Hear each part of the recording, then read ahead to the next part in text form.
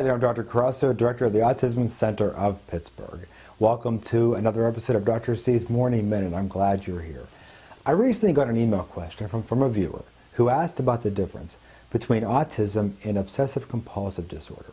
Jan from Munhall writes, "My child has been diagnosed with autism, but some say she also has OCD. What's the difference? Can she have both?" Okay, let's decipher this puzzling and challenging issue.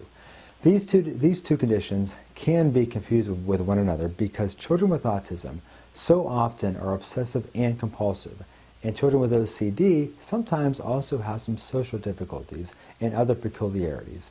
However, there are big differences.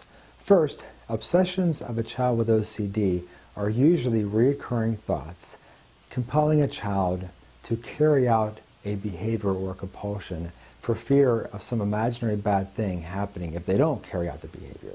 The obsessions, however, of a child with autism are far more typically related to an interest, such as trains, or fears, such as the weather, a storm or something.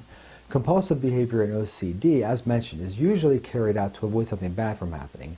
Compulsive behavior seen from an autistic child is usually a nonsensical, repetitive behavior, such as lining up objects, jumping, dumping out, refilling containers, things like that.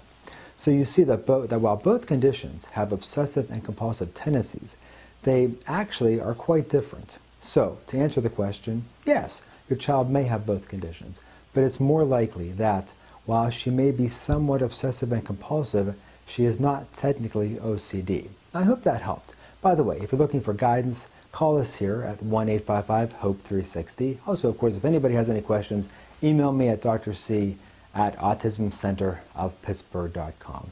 Thanks for joining me here at Dr. C's Morning Minute. I'm glad you did. God bless. Have a nice day.